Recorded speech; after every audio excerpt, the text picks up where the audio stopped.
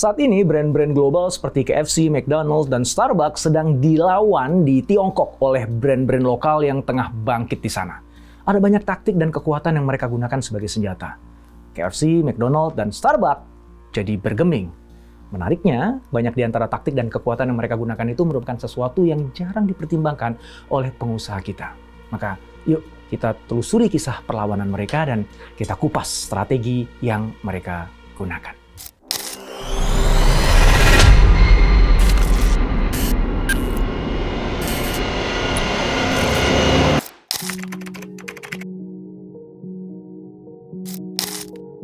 Deng Xiaoping adalah pemimpin Republik Rakyat Tiongkok yang mereformasi ekonomi negerinya dengan membuka diri pada investasi asing. Sejak itu berdatanglah investasi asing menggarap berbagai sektor bisnis, termasuk sektor bisnis fast food. Diawali oleh KFC yang membuka gerai pertamanya di Beijing pada tahun 1987, disusul McDonald's di tahun 1990 dengan gerai pertamanya di Shenzhen. Reformasi itu sukses mendorong pesatnya pertumbuhan ekonomi Tiongkok dan ikut memacu naiknya pendapatan per kapita masyarakatnya. Mereka juga mulai tertarik pada gaya hidup barat, sehingga tidak heran kalau bisnis fast food tumbuh pesat. Kini di Tiongkok jumlah gerai KFC sudah mencapai 10.000, yang artinya 2 kali lebih banyak dari jumlah gerai di Amerika sendiri.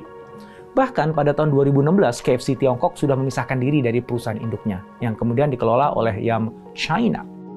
Berikutnya ada Starbucks yang juga sangat berkembang sampai punya 7.000 kedai kopi, serta McDonald's yang memiliki 6.000 restoran di seluruh negeri. Mereka punya modal besar dan reputasi internasional sehingga mampu mendominasi pasar fast food di Tiongkok.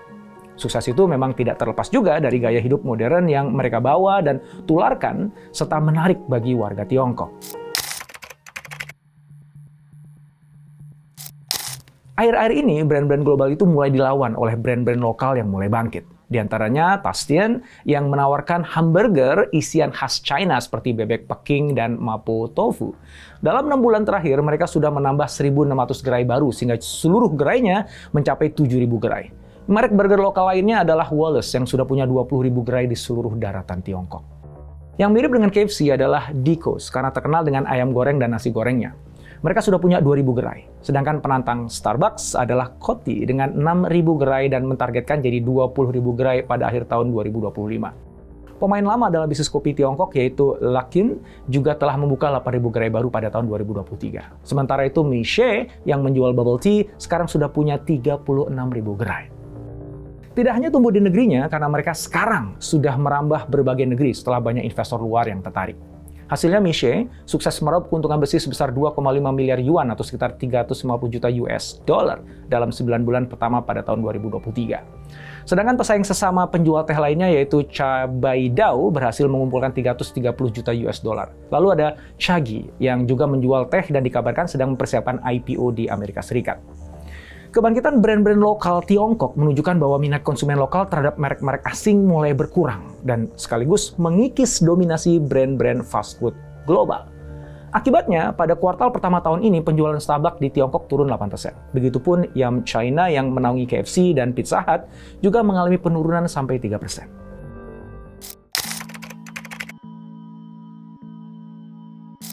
Mengapa merek lokal makanan siap saji di Tiongkok bisa populer dan tumbuh dengan cepat?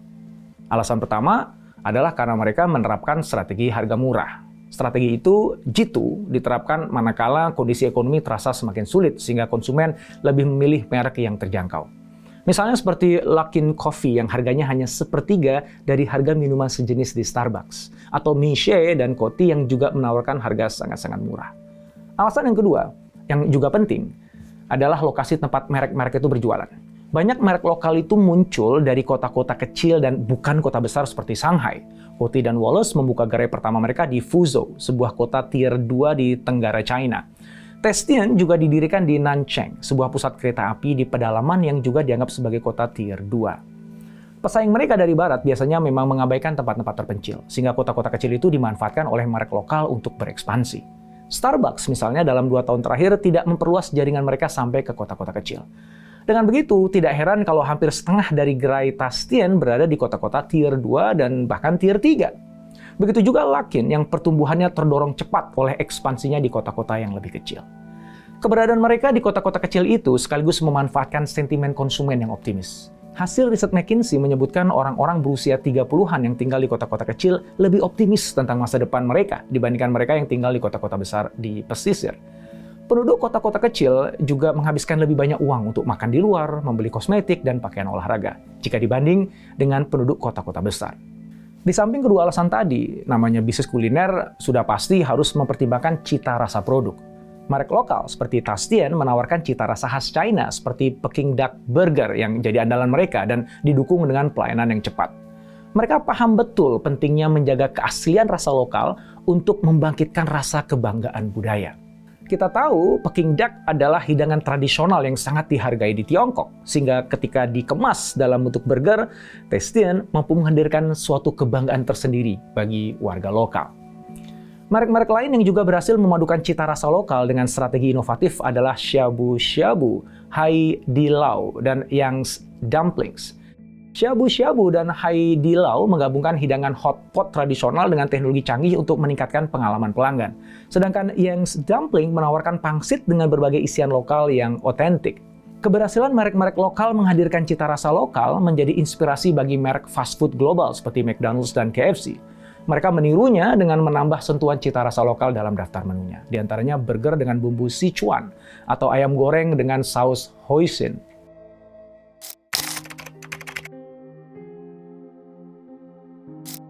Di luar itu semua, ada satu faktor yang turut mendongkrak popularitas merek-merek lokal.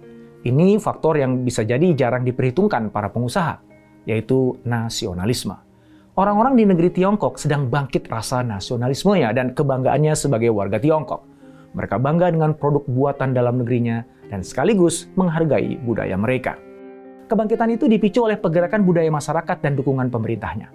Kita tahu setelah revolusi kebudayaan dari tahun 1966 hingga 1976, Tiongkok berusaha melepaskan diri dari tradisi-tradisi lama dan berlanjut dengan reformasi pasar pada tahun 1979 ketika Tiongkok menjadi lebih terbuka terhadap ide dan budaya Barat. Makanan cepat saji dari Barat menjadi simbol modernitas dan kemewahan, dan banyak anak-anak yang tumbuh di era 1990-an menganggapnya sebagai hadiah istimewa. Tetapi setelah ekonomi Tiongkok berkembang pesat dan melahirkan kelas menengah terbesar di dunia, ada dorongan dalam diri mereka untuk kembali ke akar budaya sendiri. Bahkan Presiden Xi Jinping sejak menjabat pada tahun 2012 mendorong tumbuhnya kepercayaan budaya. Kata Guozhou yang berarti China Chic atau National Hip, mencerminkan kebanggaan yang berkembang di kalangan konsumen terhadap produk-produk buatan Tiongkok. Misalnya, brand Mr. Rice dan Home Original Chicken yang menonjolkan hidangan tradisional dan membuat konsumen merasa lebih dekat dengan budaya mereka sendiri. Mr. Rice dan Home Original Chicken menyajikan hidangan tumis kecil yang lebih mirip dengan makanan tradisional Tiongkok, serta mie sapi dan rougamo sandwich daging yang itu berasal dari Xi'an. Strategi mereka berhasil karena tidak sekedar menawarkan makanan lezat dengan harga yang terjangkau, melainkan juga mempromosikan kebanggaan budaya dan identitas nasional. Konsumen merasa lebih terhubung dengan produk-produk ini karena mencerminkan warisan budaya mereka sendiri. Tren ini didukung pemerintah yang pada tahun 2017 menetapkan tanggal 10 sebagai Hari Merek Tiongkok. Istilah Guozhou diperkenalkan dan kini digunakan untuk menggambarkan barang-barang yang dibuat di Tiongkok atau produk yang mengandung simbol, teknik, atau teknologi Tiongkok.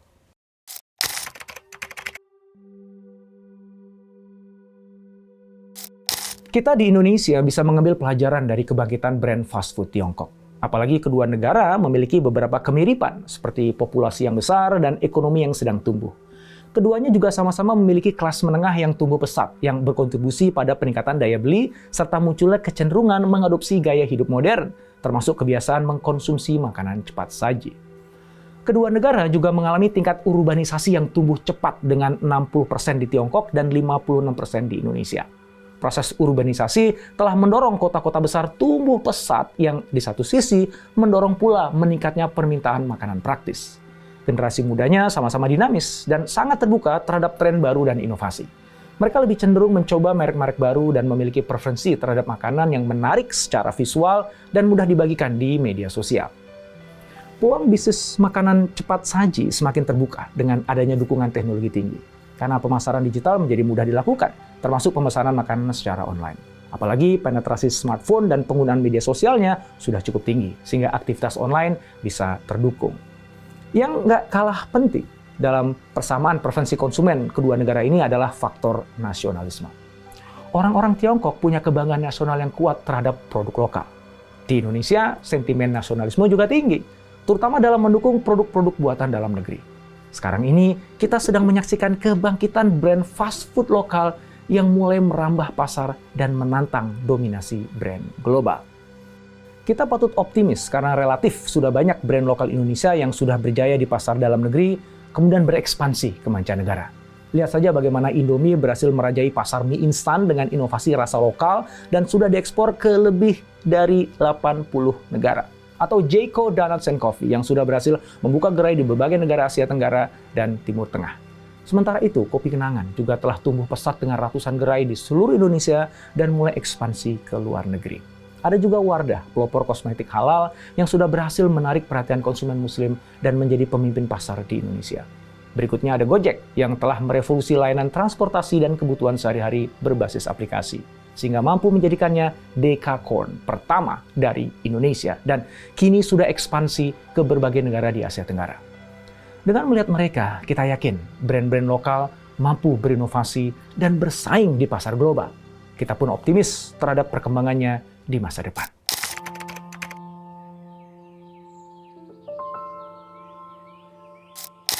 Yakinlah, brand makanan lokal Indonesia memiliki potensi luar biasa untuk meraih sukses besar. Dan sekarang adalah momen yang paling tepat bagi kita untuk mengembangkannya.